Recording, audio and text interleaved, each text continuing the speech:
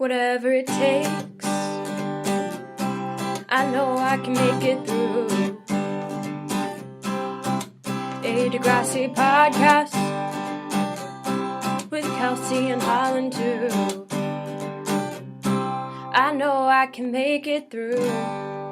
Hi, and welcome to Whatever It Takes, a podcast about Degrassi, the Next Generation. I'm Kelsey. And I'm Holland. And today we have a very special guest joining us, Kaitlin Reilly, frequent tweeter and promotion person who promotes us in some of her articles at Refinery29. Hey guys, I think that's like a very polite way of saying stalker, so that's sweet. That's really nice of you. Hey man, I was just hoping for the stalker label, but no. We're all about the promotion, so we're like, you're our new best friend. We love it. We love it so much. Good. I hope that I was able to get more traffic to your podcast. So that was the goal. Have more people listening to it so I could talk about it with. So exactly. Just grow the community. Just, promos for days and days. Speaking of promos, Kelsey, so today we are talking about season 9, episodes 1 and 2, Just Can't Get Enough. And before Kelsey and I watched the episode today, we watched all of the season 9 promos, and they were all bananas. Have you watched any of them? Wait, is this the shark in the water ones? No. There's like this one where, is it the carnival one? I totally forget what happens this season. No, but I remember I feel like those ones are later. I think those are for season probably. 10, but these were all they were weirdly lit, and the lens was crazy. It was a close-up on everybody's faces. And they kept playing the I'm a Mac, but I'm a PC music in the background for some of them, except for, I think his name is Dave. Dave, he had hip-hop music in the background, which felt racist. It felt super racist. And they were so funny. This year's going to be great. Claire's I have the boyfriend who I love and nothing bad is going to happen, right? And it's trying to oh no, kind of set up things that are going to happen. I hate Jenna already. They were all bananas. Thank you. Oh my God, I hate Jenna's her too. The worst. She's my least favorite character, I think, ever. No, not ever, but she's up there. No offense to the girl who plays Jenna, who seems lovely. She's just the living worst. The first thing she basically says is, I was a boyfriend stealer at my last school. And she's so fake. She's so fake. I hate that. There's something about her that irks me to no end. I'm a Taylor Swift fan, so just saying. So that is saying a lot then. Something about it. Exactly. But Kelsey, why don't we jump in and read the Degrassi Wiki summary to set us up? Sure. Okay. When Mia is offered a major modeling contract in Paris, Peter decides that he'll go with her, but he soon realizes he doesn't fit into her sophisticated world. At a posh party, feeling frustrated and insecure, a guest offers an unlikely escape, which leads Peter on a dark path. Allie becomes jealous when Claire spends more time with the new girl, Jenna. Holly J becomes stressed out when everyone wants something from her. Everyone becomes something in this, you guys. It's actually a pretty accurate description, though. And it's nice and vague about the Peter stuff. They're not usually so poetic. I know. I was going to say, this is a very well-constructed sentence. Very well-constructed sentences. Now I'm not constructing my sentences well. But no, this one actually works. Good job, Season 9 Wiki writer. You're doing good so far. It only took you until season 9 to get there.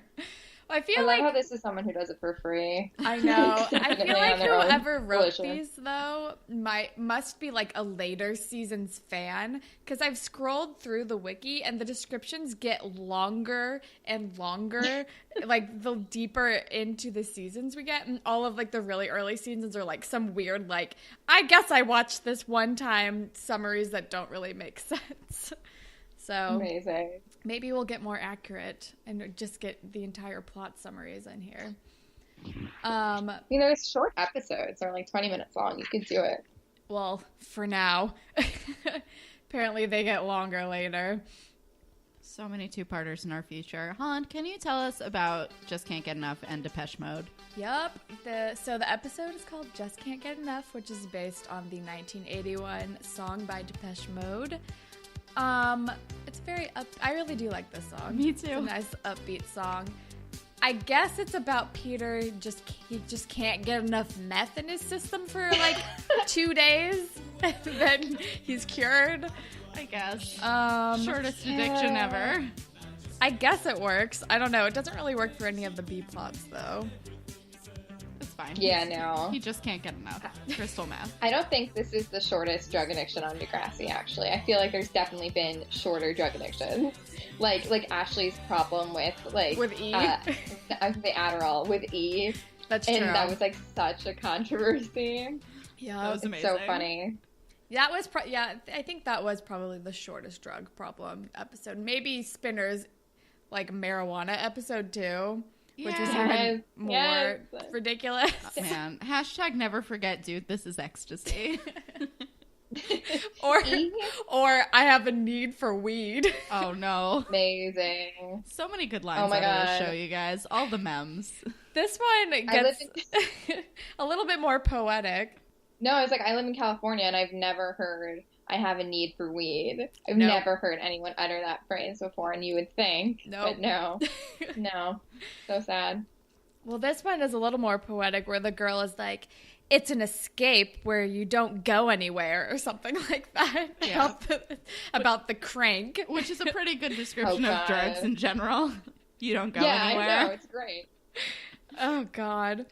All right, well, let's just get into it. The episode starts with a new Stewed song about California. It is a goddamn nightmare. I hate it. Okay, I love it. But it's actually not the worst Stewed song. No, it's definitely not the worst Stewed song, and it is, like, pretty catchy. It like, is once very you catchy. hear it a million times, like, you're like, oh, yeah, no, totally. And it's so much better when Sav sings it. Oh, yeah, for for sure. sure. God, yeah. Mm-hmm. I'm like, oh my God, this is what this song was supposed to be. This is it. Totally. I was very excited. Peter has no business spoiler. being in this fucking band. No, Stewed is so much better without him. Peter is the worst. The worst. He's so bad. People keep getting mad at us for not liking him, and we're just like, no, he's still terrible. He's still terrible. He has peaks and valleys, but like his valleys are so unbelievably low. And he has his peaks are not that high. remorse for anything that he does, and he has no consequences for anything that he does. No, he also just like lacks redeeming qualities altogether. Like there's nothing good about Peter. He's not charming in any way. He has nice hair. I think that's it. Like that's great hair. Even the way he talks, he's like, I mean, like, this happened, I guess, or whatever. But it's like, get rid of all of the extra words, Peter. I don't know. Right? I hope that's the character, and like that Jamie Johnson or whatever his name is like very eloquent. Exactly. I would hope so. He's a Declan in real life. Speaking of Declan, so we get our first spot of Declan and Fiona, and I need to get into fashion immediately. Yes, thank you. Same. Oh my God. So what did you guys think of their outfits? Oh my God. So Declan's scarf, he's like channeling Chuck Bass. Yes. Like that's exactly what I wrote down. What is Declan wearing? He looks like a cheap Chuck Bass. He does. He looks like the poor man's Chuck Bass. He looks like the Degrassi version of Chuck Bass. He is just the poor man's Chuck Bass. Oh boy. And Fiona is wearing they're from New York. This is how we dress, guys. And also Fiona is wearing a crazy hat. Yes, her hat is bad. A beret. With like a headband. It's like a beret, but like it has like a weird like headband piece. I'm literally looking at it right now. I have like this still on my computer. It's like trying to be Blair Waldorf with a beret. They're trying to do too many things. They're trying so hard to be Chuck and Blair, but like twins? Siblings? I don't know. They have weird vibes. They've got super weird vibes. They've got what's weird. Jason and Cheryl Bloom vibes? Is that what their names are on Riverdale? The Blossoms? Oh my God. Not Bloom. Yes. It is exactly like that. And I don't know how much you guys have said that you've watched, but it gets really, really, really weird with these Declan two. And Fiona? Oh, with Declan and Fiona. And I don't want to spoil anything, but we were watching promos for it, and there was like a Declan Fiona one that was like, we have a deal. Like, I like make sure nobody bothers her, and and she's like, and I keep all of his secrets, and it gave off a real incest vibe. It was it was super Lannister Blossom incest vibe-y, and I did not care for it. No. Please email me these promos. Okay. I cannot remember them, and these sound amazing. They're bananas. They're absolutely bananas. I just need to reiterate that the fucking lighting, they should not, the lighting is for like, teenagers? They should not light teenagers that way, because they're like all like have bad skin, which you can't tell when something is like well lit, but this is like lit like crazy, and it does not work for anyone that has had acne once ever in the past 10 years. Like, don't light a person's face this way. It's not good. So funny. I need to see these. Mia is wearing tights underneath Bermuda shorts. Yes. They're like, I totally missed that. Oh my god. They're like these tight white shorts with tights underneath and a pearl necklace. And I'm like, so many what? pearls. Like, she wears pearls throughout the entire episode. She's trying to become sophisticated. But I'm like, what the fuck are these shorts? Oh, it was so bad. But I forgot how much pearls had like a resurgence around this time. I've just started rewatching The Hills, and I wore them. They're all wearing pearls all day, every goddamn day.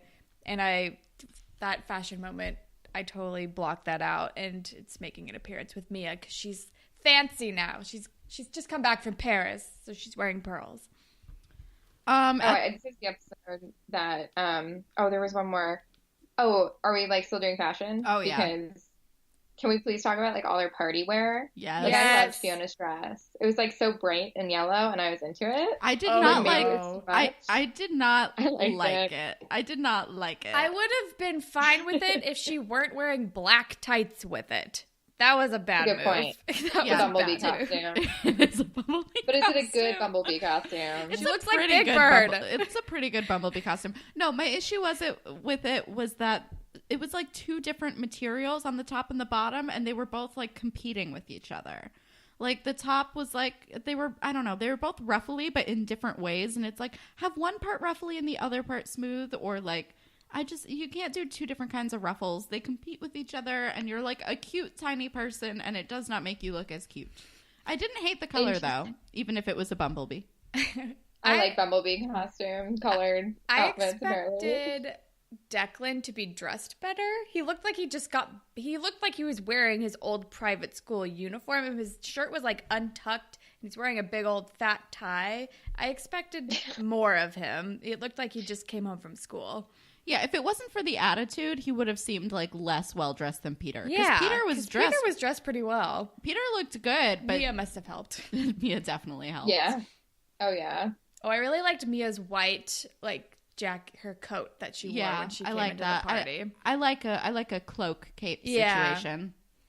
I just love that Peter freaked out when the person tried to take his coat. Like, he's like, what are you doing? Hey man, that's my coat. It's confusing because Peter was supposed to be the rich kid like 2 seasons ago. Exactly. And now he's like acting like he's never been to a party or like experienced any sort of like upper society. Like coat check experience. Yeah, it's kind of hilarious actually. But he's also like he's like Canadian, like blue collar rich somehow. He's not like he's must be new money. Yeah, he's not old money rich, which I feel like Declan and Fiona are old totally money rich. He's nouveau riche. Has no class. No, Peter's definitely not classy. Will never be classy. Oh no. Blue's haircut sucks. It makes him look old. It does make him look old. Also like a little boy at the same time. Yeah, it's a good haircut in theory, but it's not a good haircut for him specifically. Although it also makes him look a lot more like Stefan from the Vampire Diaries. They do look a lot alike, actually. It's kind of weird. I didn't really notice that until you guys pointed it out, and I was like, totally. Yeah. That's totally who it looks like. I wonder if that guy's Canadian. They all look the same. All Canadians. All Canadians. I don't know. He could be. I don't know. I love Sav's haircut, though. I'm glad he cut it. It looks better. Casey at one point is wearing this weird jacket that's like fine. It's like black and gray stripes on the outside, but on the inside, it's like maroon and white stripes. And he's wearing a maroon beanie that matches the weird inside stripes, and it was a bad look. Also, whenever Casey wears a beanie, it does not look good on him. He's not a beanie guy. No. Even though he has hair for a beanie, it does not look good. Something about his head shape. I don't know. Something